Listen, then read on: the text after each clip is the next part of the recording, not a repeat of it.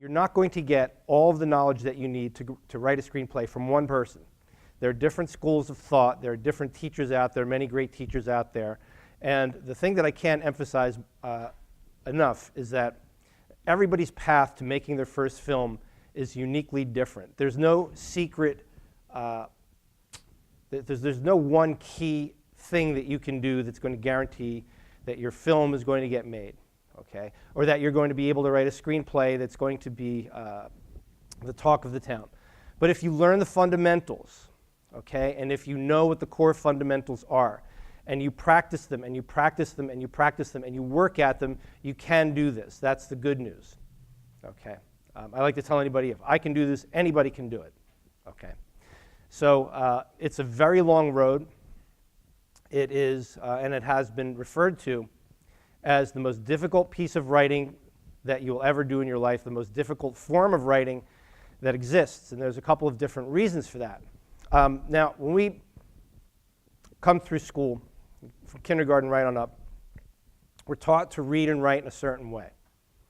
Okay, we're taught to read a story beginning, middle, end. The landscape of the story plays out in your mind. So if you're reading a novel and you're taking in the story and you're visualizing it as you're reading along, okay? Does that make sense? When you're reading a screenplay, you're trying to describe pictures that are going to pretty much be absolute in the mind of the reader. It does a different thing. You're giving directions, you're giving the director, you're giving the actors, you're giving the cinematographers a roadmap for what the movie is going to look like. And that's different because you're juxtaposing images and you're setting them in such a sequence. I'll write the definition down in a little bit. You're setting them in such a sequence that they tell a story. Okay, it's very different. So when you come to screenwriting, you're used to writing a story in a certain way. We've all written essays in school, and we've all written short stories in school, and we're used to writing in that way. So we've developed, over the course of our lives, we've developed this set of what I like to call literary muscles that work in a certain way. Well, the musculature, the literary musculature that you're going to use to write a screenplay, you're using a completely different set of writer's muscles. It's akin to taking a marathon runner, somebody who's a very athletic, highly trained, highly accomplished athlete, and they've run marathons all their lives. And then one day somebody walks up to them and says, okay, well, here's this bicycle, and we think you'd be a really good candidate to ride in the big bike race in France, the Tour de France. Big. Does everyone know what the Tour de France is? It's a grueling athletic event. And well, here's a marathon runner. They're in shape. They eat right. There's not an ounce of fat on their body. And sure, they're going to do fine because they're an athlete, because they've been what? They've been athletic all of their lives. So if you're coming to screenwriting and you're a novelist and you're, okay, well, I've written all my life, I should be able to do this. Well, you do have certain literary muscles that will help you in composing your screenplay. But just as the cyclist or the would-be cyclist enters this bike race now, what happens after the first 2 hours? They're using different muscles, and all of a sudden, well, wait a minute. I'm not used to doing this for 2 hours, and guess what? They conk out because they're not trained in that way. So if you can think of it that way, if you're coming to the discipline with that mindset that you have to learn a whole new set of literary muscles, you have to train a whole new set of literary muscles in order to make this work, you'll be slightly ahead of the game, because that's basically what you need to learn how to train yourself to do. And there's different ways of doing that. We're going to go over some of those methods today. You're not going to learn everything that you need to know today to learn how to write a screenplay. That I could do this for 3 weeks every day, and you still wouldn't have that, okay? It's an ongoing thing. But what you will leave with here today is the best places to look to continue your quest to write a movie, okay? And it can be done, and you can do this, and it's always great to get instruction whenever you can, but this is something that you can every day learn more and more about. The resources are out there. So you will know where to look, you will know where to start. Okay, you will know how to get started.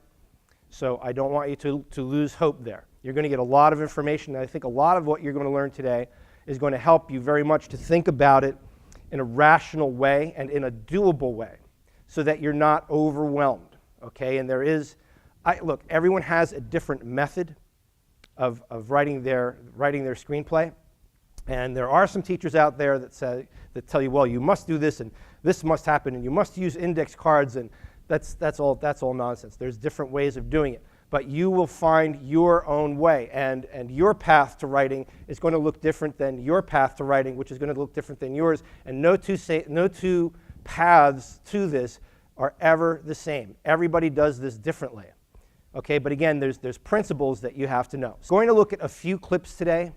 I'm not real heavy on putting things on the screen and then having you sit there like this and I'm pointing this. I like to keep it brief. I just like to use it for the sake of example. You can watch movies at home, and then I think you'll find that you'll look at movies differently after you leave this course today. That I can pretty much guarantee you. So let's talk a little bit about writing a movie. Okay. So you're here, and it's day one for a lot of you, which is a really cool place to be. And you're trying to figure out, how do I do this? How do I get what's in here and in here into a screenplay and then in front of a producer and then maybe see it up on a screen? Where do I start? The first thing we start with, and again, these are principles. These are not absolute rules, and it's not, well, if I don't do this, it's never going to happen. But these are things that you should be aware of and things that you should know, because you could leave this class and go see another teacher and get something from him or her, which is, oh, wait a minute. Peter didn't mention that, but that's valuable too. And what you're going to do, this is a process. You're going to gather as much knowledge as you can as you move toward it. But what I will share with you today are things that have worked for me and things that have come from my own experience. So the first thing you need to start with when you're coming up with your story is a premise. Premise, P-R-E-M-I-S-E. Now, there's a book that I highly recommend you try and get a copy of, and it's called The Art of Dramatic Writing.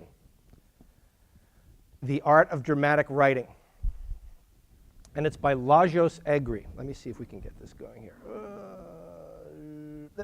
Yep.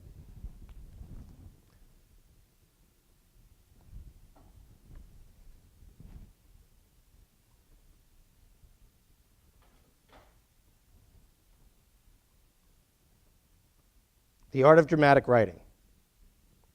I'm going to talk about that.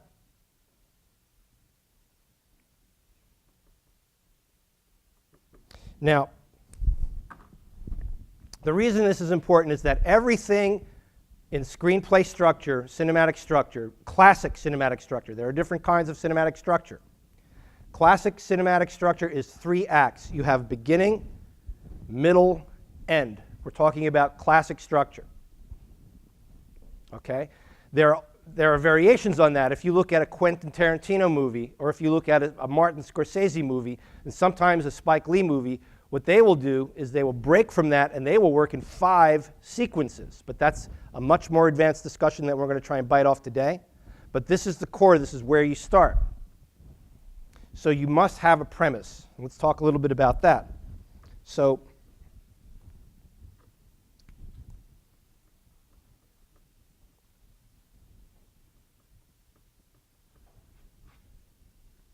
here's a statement.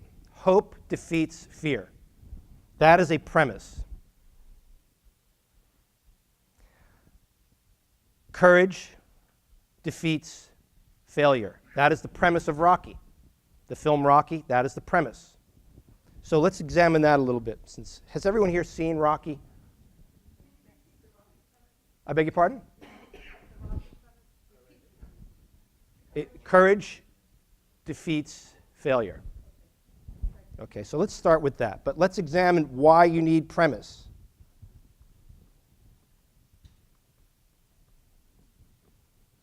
What do you notice about this? We just discussed that films, cinematic structure, cinematic literature, 3 acts, beginning, middle, end, which we're going to get into in a minute or two. Courage defeats failure. If you look at failure, what do we see in the whole first act of Rocky before he's offered the chance to fight Rocky Balboa for the heavyweight chance to fight Apollo Creed? I mixed them up. Terribly dyslexic. It's going to happen sometimes, so I'm apologizing in advance. So before he fights Apollo Creed, what do we see? We see the failure of his life. There's a wonderful moment in that film where he's in his apartment, his ramshackle apartment, and he's looking in the mirror. It's a beautiful camera shot by John Avildsen. He's looking at his reflection. Above his reflection in the mirror is a photograph of Rocky Marciano, who was what? Undefeated heavyweight champion, the person that Rocky wishes he could be. He sees him. He sees photos of his childhood, spread out, lost family. We see loss. And we see him looking at his reflection, and what do we get?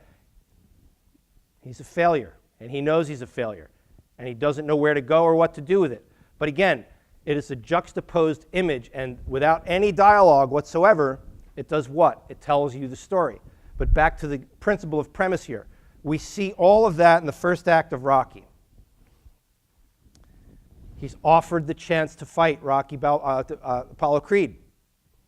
Now he has what?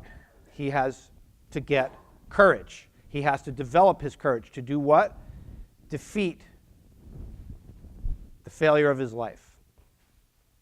Courage defeats failure. So you start with premise. You think of your story. And that's something that you want to...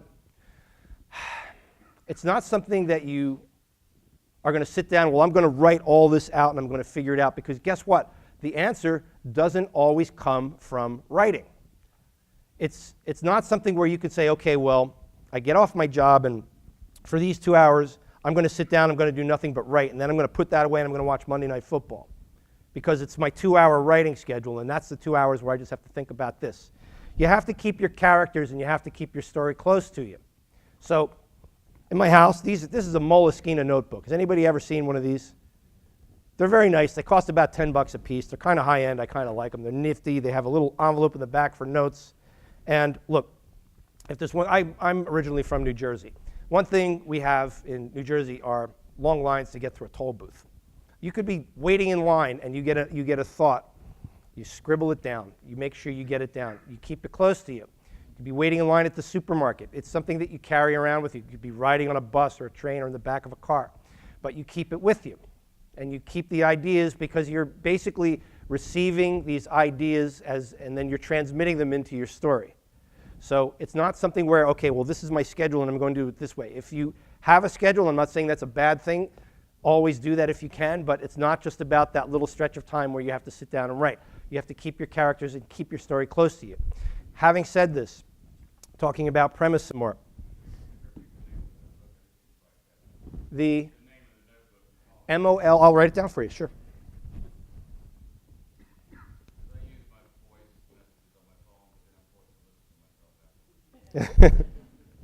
There we go. You're very welcome. Okay, so it works in threes. So if you grab the Lajos Egri book and study up, read about premise, and just think about it, just meditate on it, because it trains you, and it's the first place where you should start in terms of what you should read. It trains you to think in units of 3. And let's talk about that a little bit. Everything that you're doing or you're going to do is in units of 3, beginning, middle, end.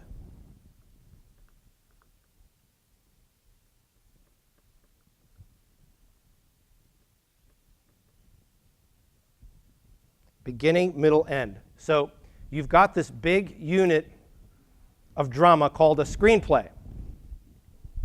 Okay, that has 3 acts. The first act we're going to talk about, the second act, and the third act.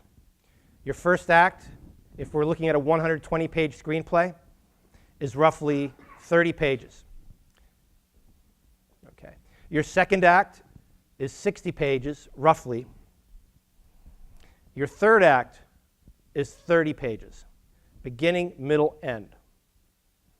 Okay? Now, each act is made up of sequences. And this is basic formula. Is it changeable? Yes. Okay, but you've got at least 3 sequences in your first act. 6, it's proportionate. 6 sequences in your second act, and 3 sequences in your third act, units of 3. Okay, so scenes are what we like to call beats.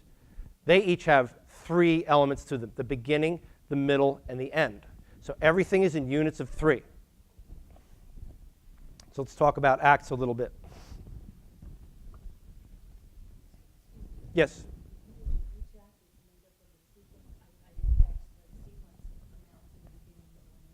Beginning, middle, end, sequences.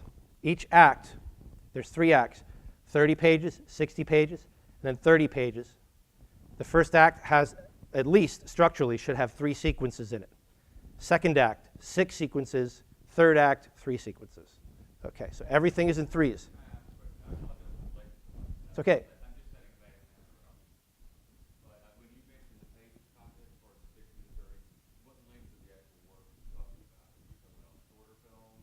We're going to talk about shorter films after. Oh, yeah. Well, this is it for a feature film. Yeah, this is a feature film length. Yes, this is for a feature film. This is for what we call a spec script. Spec means on speculation. We're going to write it on the speculation that what? Somebody is going to buy it and make it into a big successful movie. Okay, the structure of a short film has similarities to this structure. Okay? But again, lengths are different. You've got much less time to get in and out and tell your story. And short films are a lot of fun because you can do things in them that you really can't try in the broad context of a feature film. Okay, so you're dealing with units of dramatic action. There's several things that you have to know.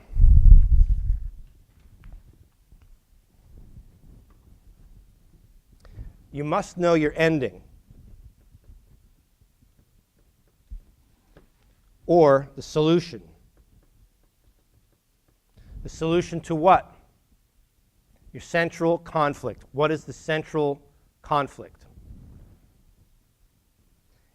Which is something that you must also have. No conflict, no story. It's really that simple. Unless you're making a short film, that's a little different, but you should still have your conflict there. Sometimes short films do different things. They posit a state of existence. Sometimes they have a conflict and they posit a state of existence. They comment on how something is in a certain place in a certain time. But you, in a feature film, something that you're trying to sell, you must have a conflict.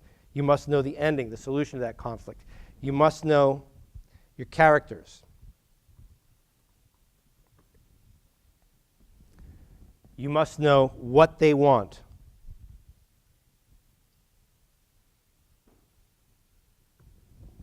You must know these things before you start to write your screenplay.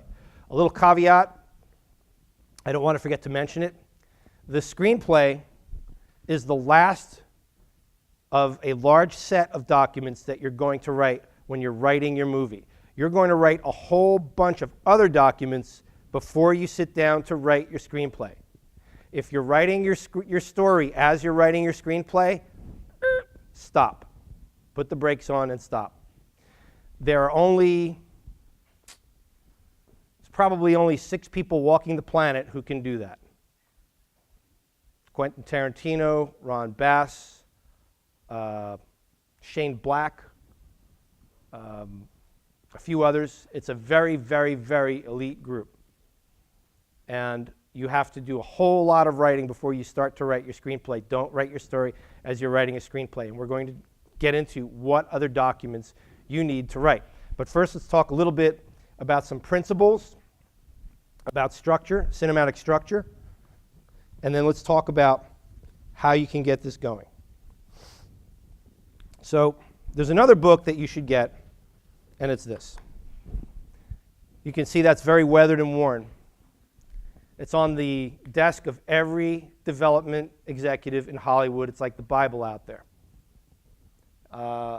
Might be out of print. You can find them on eBay.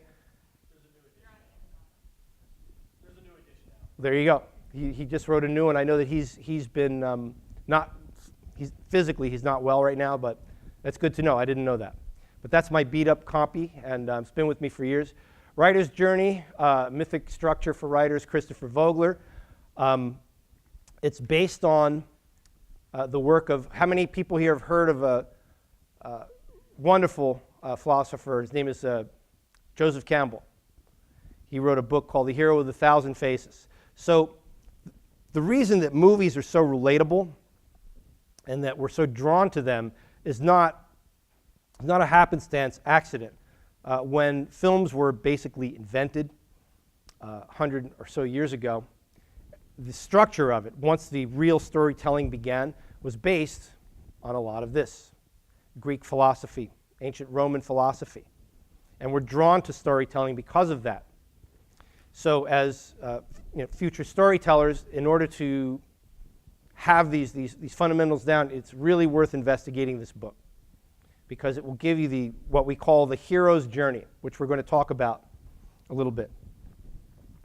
And we're going to show you a little bit about. The hero's journey has, as I've just said, has been around for quite a long time. And here it is. We start in this place called the ordinary world, the world of the common day. They changed some of the words around here, but it's the ordinary world. If we're talking about The Wizard of Oz, we're talking about Kansas. If we're talking about Rocky, we're looking at South Philadelphia. If we're, pick any movie, there's always this place that we begin, and it's called the ordinary world. And we have a character in that ordinary world, and something is amiss. Something is not right. There's what? There's upset in their ordinary world. And what are they seeking to do? They're seeking to restore equilibrium, restore order to what? Their ordinary world. It could be anything. It could be something that they're personally experiencing that's affecting them. Rocky's a good example of that. If you're looking at a film like Erin Brockovich, it's her community. The community around her is dying. And someone knows why, and someone's covering it up, and she's out to expose it. But that is the disequilibrium, that is the problem in her what? Ordinary world. So in order to fix that, they have to do what? They have to act. They have to take some sort of action. Okay? So right before that action is taken, there's what? There's something that we call the call to adventure. So this is the chance to do what? The risk, which usually involves some sort of danger to the lead character, the risk that must be undertaken to do what? Restore equilibrium to what? Their ordinary world. So there's the call to adventure. Again, hearkening back to Rocky, the call to adventure, he's invited into this office in Philadelphia. Beautiful scene. There's something that we call the threshold crossing, where they cross the threshold from what? The first act of the movie to the second act. So look out for threshold crossings, which I'm going to get to as soon as we wrap this part up. There's this call to adventure. So he meets the fight promoter, whose name is Juergens. Rocky thinks that he's there to be enlisted as a sparring partner. The fight promoter says to him, would you be interested in fighting Apollo Creed for the heavyweight championship of the world? And what does he say? Number 3, no. Creed's the best. I'm a ham and egger. Thanks for the opportunity. He likes you, Rocky. He wants to fight you. Do you believe that America is the land of opportunity? And what's the next thing we see? We cut to the TV set, the press conference. Rocky's now in his living room with Adrian and Adrian's brother, and they're watching Rocky on TV accepting the challenge. So there's the refusal of the call immediately before the acceptance of the call. So now he's what? He's now left his quote-unquote ordinary world where there's a certain order and things work in a certain way to do what? To go off on this road to see if this great deed can be accomplished. All right, so now, in order to, these are, by the way, I want to say something here. These are somewhat interchangeable. You'll see here, we're using the example of Rocky. Call to adventure, refusal of the call. And right after he refuses and then accepts the call, at that moment he has crossed the threshold. But that number 5 there, that crossing of the first threshold, is what we call your Act 1 plot point. That is the break point between the first act of your screenplay and the beginning of what? The second act of your screenplay, where all of the action takes place, all of the motion that your character goes through to solve this conflict, this central conflict, goes through. So in this example, it's a little later, but again, principles, not hard, fast, drawn in the sand lines, okay? So now, the meeting with the mentor. Right after the press conference in Rocky, what happens? His trainer, Mick, the old guy that kicked him out of the gym, is now what? Trying to enlist Rocky as his protege. And he does what? You have another repeat of what we've just seen. And you have something called a negation. The trainer goes up and says, you know, you need my knowledge, and I want to train you, I want to protect you. He refuses it. This is with the meeting with the mentor, which is a character archetype that we're going to talk about. He sends him away, but then he has a second heart. They reunite, and now they're really off in earnest. So now, second act, you'll see the bottom of the circle here. Where are we in the life cycle of the screenplay? We're in the first half of the second act. Test, allies, enemies. The hero begins to learn the rules of the special world. So now he's training in a way that he's never trained before. He has media attention, something that he's never had before. He's got the conflict with Adrian's brother, the guy that works at the slaughterhouse. Things that are coming up and doing what? Blocking his forward progress. Okay? So all of these things are plot points in your Act 2. I'm going to draw a nice graph for you guys so you'll have a better picture of it that will help you with this. Now, the approach to the inmost cave. Of the people here who've seen Rocky, what scene in that movie do you think that would be? The approach to the inmost cave. And what does that symbolize? That's his deepest, darkest fear. If you're looking at The Wizard of Oz, it is when she approaches the Wizard of Oz with the broomstick. And she's afraid, she's shaking. That's the approach to the inmost cave. If we're talking about Rocky, it is when he goes to the arena the night before the fight and he sees his likeness 50 feet high. He sees the fight promoter. He walks back home. He gets back into bed with Adrian and says, I can't win. He knows he can't beat Apollo Creed. He's scared. So on 2 levels, we have an approach to the inmost cave. And this must exist in 2 levels. It relates to plot and it relates to character. And I'm going to explain here the difference between those 2 things. In terms of plot, Rocky at that moment is aware that he cannot beat Apollo Creed. He can't do it. His goal of beating Apollo Creed is not going to happen. But what happens? Inside of him, he's afraid. What is he afraid of? He's afraid of death. He's afraid of yet another what? Public humiliation and being the butt end of a joke in the neighborhood, as he's been his whole life. But then he does something called a rededication to the task. And while talking to Adrian, says, well, if I can make the 15 rounds, I'll know for the first time in my life I'm not just some bum in the neighborhood. And that is his rededication to the task and a repurposing of the goal. So that now becomes his goal. Up to this moment, it was to win the fight. Why else do you get into a ring? You get into a ring to win the fight. But he now repurposes himself, and now he must undergo what? The supreme ordeal, which is, of course, the fight, life or death. And we're going to talk about the conflict and the principles of conflict. There are 5 different principles of conflict. So after he undergoes the supreme ordeal, there is the reward, which is the declaration of love from Adrian. Everyone in his what? Home tribe is now what? Redeemed and healed through the result of the hero's actions. If you look at Erin Brockovich, everyone in her home tribe was what? Redeemed and renewed, maybe not all the way healed, but the wrongdoers were exposed as the result of what? The lead character's actions. Resurrection, and this can all happen very quickly because there's the road back. Where? Home. Again, the example, Aaron Brockovich. Resurrected. They have a new way of living. They return where? Back home to their ordinary world with all of this knowledge and all of this experience and all of this spiritual growth having been gained to the benefit of themselves and the people around them. Okay, so all of these things revolve around conflict. So I'm going to put this back up in a little bit, but I just want to give you another note before we do. 1, 2. Sorry? This is things I've taken from the book, but this is all in the book.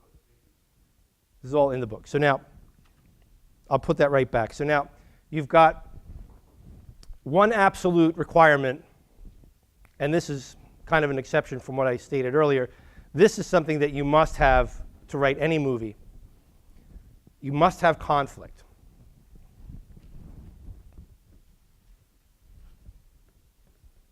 There are 5 kinds.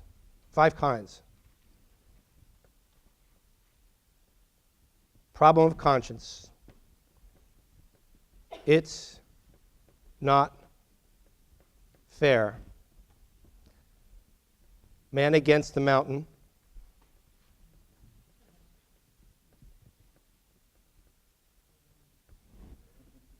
Life and death. Life or death, I should say.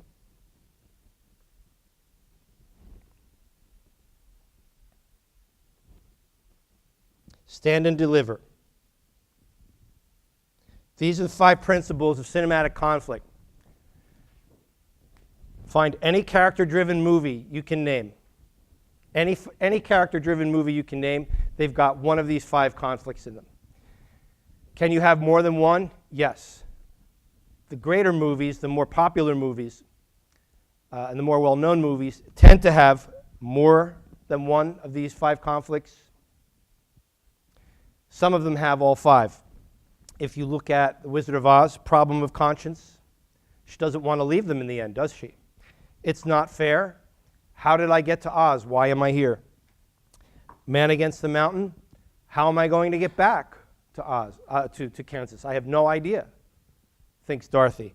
Life or death? Certainly. Stand and deliver? Absolutely.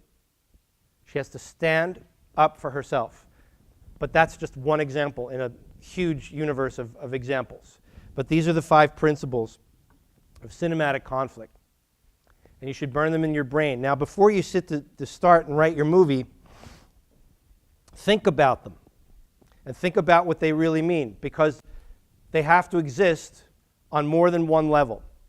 You've got two levels of conflict going on when you're writing a movie. Writing the story that's going to be a movie. I don't jump to say writing a screenplay because, again, you're not going to write your story as you're writing your screenplay. But they have to exist in relation to number 1, plot, which is what? The story and things that happen. And they have to exist in relation to character.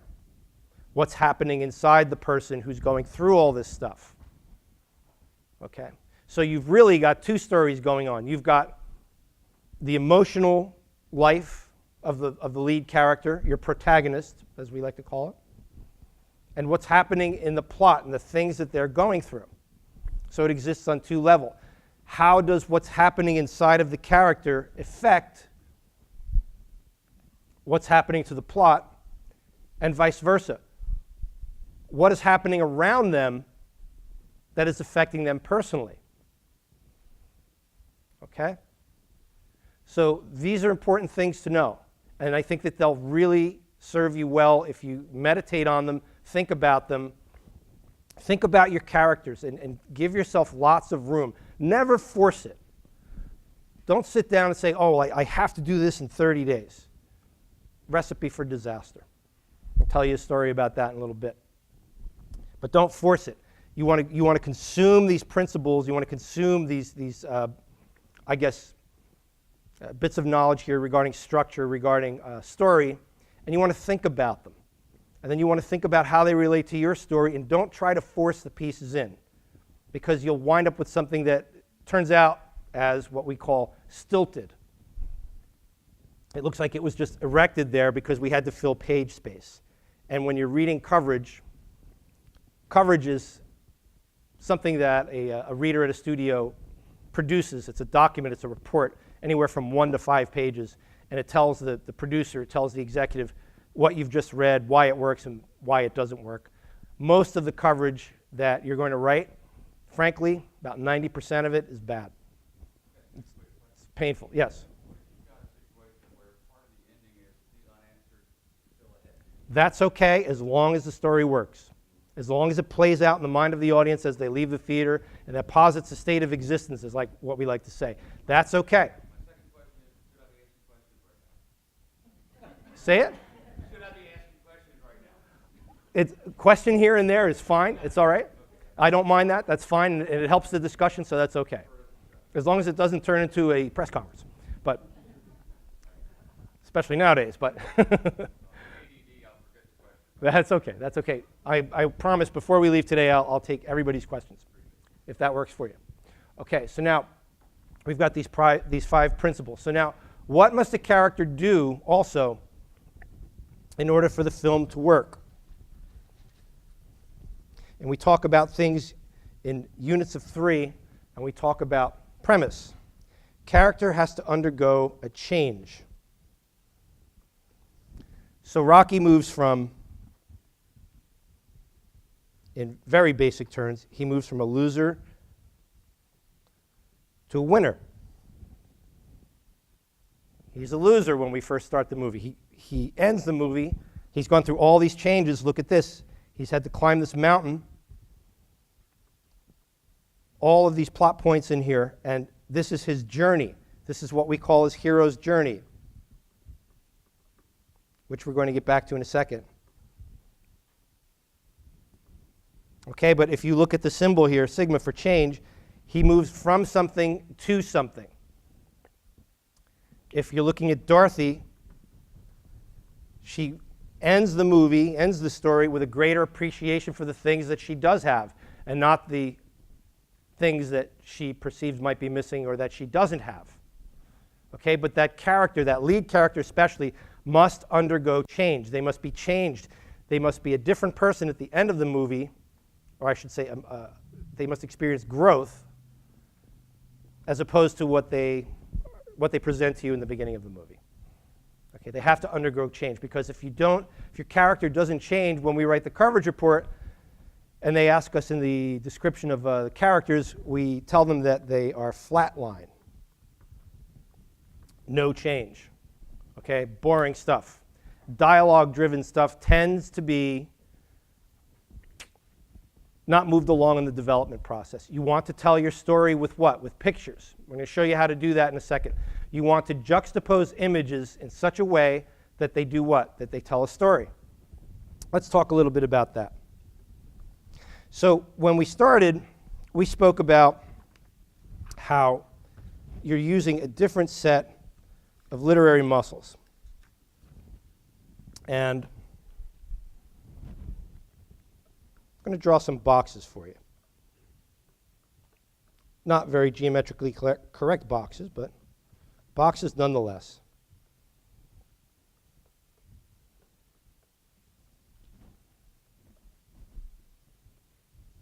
$12 boxes.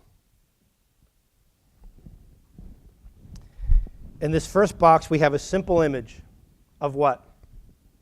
A man staring through prison bars. Nothing else. It doesn't have any meaning. It's just a man staring, a film clip, a 3-second film clip of a man staring through prison bars. The next thing we see on the screen, box number 2, is a man getting ready to swim at a lake. He's standing by the lake, he's got his shirt off, looking at a lake, and there's a tree there. So we're establishing this. So what have we established so far? 2 different worlds. We've got a man in prison. We've got a man getting ready to go swim in a lake. We go back to our guy in the prison. The bottom of the cell, there's a hole that he uncovers. He's dug a hole. Okay? The next shot that we see, is the man at the lake. He's dropped his clothes. He's in his skivvies. He's got a pair of undershorts on, and he runs into the water. That's the next shot we see. The next shot after that is our prisoner crawling under the wall that he's dug in the yard in the prison. He's escaping. After that, we've got our man happily swimming in the lake. The next image we see is a group of guards and dogs running down a dirt road. Again, we've had no dialogue. This is all being done with images. Again, our man swimming at the lake, just having a good time, unsuspecting. The next image we see is our prisoner running down the road toward what? The lake. We see the big tree by the lake, and we see him running toward it. The next image we see is the man diving under the water, who's swimming. He goes down. The next image that we see is the hand of the prisoner dropping his prison garb and taking the clothes of the man who was swimming. The next shot that we see is a moving shot, and in that we have the prisoner wearing the clothing of the swimmer from a train window, watching the arrest of the guy who's just left the lake with the clothes there. So we've done what? In 12 images, we've told a very short story. That's taken from an old silent Alfred Hitchcock film, one of his first. So what are these images? They are uninflected. And this is the tough part of screenwriting. Because when you think out your story, and again, this is how you have to train your old muscles, literary muscles, narrative muscles. You have to train them to do what now? To think in pictures. Because you're not going to be using dialogue to tell your whole story. Because if you're doing that, you're not writing a movie, you're writing a novel. Okay? And a lot of the criticism that I write is, I write for a magazine up in Connecticut, New York. It's called Venue Magazine. If you get a chance, check it out. VENU MAGAZINE website, very nice magazine. Got to interview some great people, meet some great people, see some great films, but I've also seen some very bad films. But one of the worst things you can see in a movie, two people sitting at a desk talking. That's just boring. That's not cinematic storytelling. That's not how you want to tell your story. And if you want to get your film made, that's not how you want to do it. That's not how you want to write it. You want to use uninflected images and juxtapose them in a sequence that tells a story.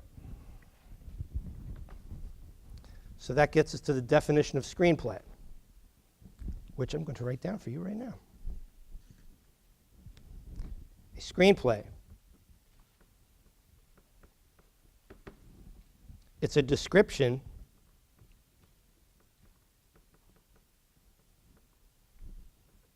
of images and dialogue, I should say with dialogue.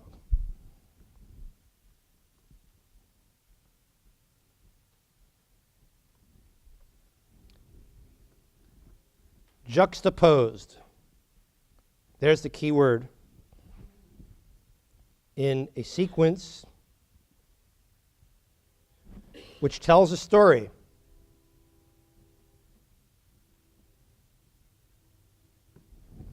You ever been in a situation at work or home or wherever where over the course of time you see something that just doesn't look right and you don't know why and you can't put your finger on it, but you're thinking of moments that you've seen and experienced. A moment here, a moment there, another one, and you're putting all these things together in your mind and you're thinking, something about this just isn't right, and then you find out later what the thing is. And oh, well, that's what this meant, and that's what that meant, and that's what this meant. Well, this is an example of that. It's a series of images, uninflected images, in and of themselves. What do I mean by uninflected? That means that there's no meaning imposed on any one image. It doesn't have any meaning outside of what you see. the fella in the prison behind the bars. It doesn't have any meaning outside of, well, that's just a guy in jail. If you take that image out and just go to the image of the man at the lake who's swimming, and you're looking only at that image, you're isolating it. It doesn't have any meaning in and of itself. You go on and on. Look at any frame from that little clip that we just did, any example of that. And any of those isolated images don't have any meaning by themselves. But when you juxtapose them one next to the other in a certain sequence, all of a sudden you've got what? You've got a story, you've got a movie. And that's how great movies get made. One of my favorite examples of that, there's a terrific film by a writer whose name is Christopher McQuarrie called The Usual Suspects, where all of these little hints, all of these uninflected images are with us, and we actually see them during the course of the movie, but we think that they don't mean anything. And then at the end, Chaz Palminteri's character is looking at everything on the board behind him, and it dawns on him, the guy in the interview process, the criminal Kaiser Soze, has what? He's just been picking stuff off of the board in the office and BSing his way through the police interview. And then it drops the coffee cup, great shot there, and he's off and running. But it is these uninflected images, one on top of the other, that do what? That tell the story in what? An entertaining way. And this is another thing. This is a must-have no matter who you study with. Your film must be entertaining. It must entertain as well as inform. Now, when we're telling a story that's really close to our heart or close to our mind, something that we're really close to, that we really want to put out there in the world, you're left with the question, well, is this entertaining? Is this something that someone is going to find entertaining? Is the story compelling enough to be entertaining? Okay, and that's a question that you're going to wrestle with all the way through the process, but you'll get there. The reason it seems impossible at the beginning is because you've got all of these things that you've got to keep in mind and kind of work into your work. But you can get there. It's just that you have to learn a lot of principles that you haven't really practiced on a daily basis as a writer up until this moment that you've decided that you're going to try and write a movie. You must know what the character wants. The audience has to know this. Okay? The actors have to know it. What does the character want?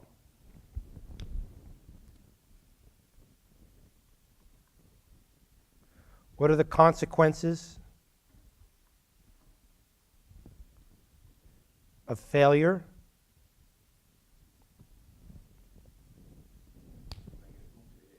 Say again? Could get the boot to the head. That could happen. What are the consequences of failure? And why now? Okay. So you've decided that, okay, it's time, I'm going to start doing this. I'm going to write this story now, and the hell with everybody. This is my time, I'm doing this. And that's the attitude you have to go into it with. You have to be very, I don't want to use the word selfish, but you have to fight for your story. And the more you discuss it, this is what I have found. The more you discuss it with people around you, whether they're your inner circle or the people outside of that inner circle, the more you put it out in the universe, and again, I'm not imposing this on you as an absolute, but this has been my experience.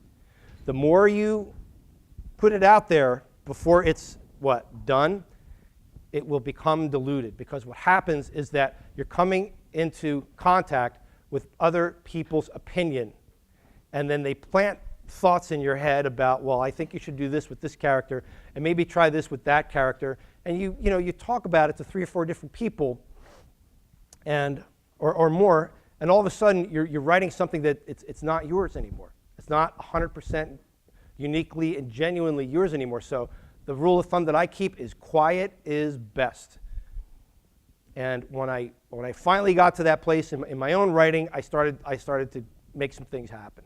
But that's just my first salvo of advice. But you're about to climb this hill that is very steep. It takes a long time. It's a lot of hard work. There's a lot of rejection. There's a lot of pain involved. And the writing of the actual screenplay, once you get to that stage, and there are different ways to think of doing that, especially if you're writing something that's personal to you, it's painful because it's just you with this thing that you've been walking around with. And now you're going to put it into a series of what? Uninflected, juxtaposed images. And it sounds like an easy task. It ain't. It's very emotional, especially when you're trying to tell the story with pictures and not words. You're trying to identify images and situations that maybe you've been in, that you've experienced. And you're trying to describe that moment to yourself and translate it into an image. But what I can tell you is that once you finish, it is a very satisfying moment. And if you get to the point where you get a meeting on your work, especially if you do it in California and go to the studio and do it, you're going to be hooked because nothing else will do. Most powerful drug in the world. Yes?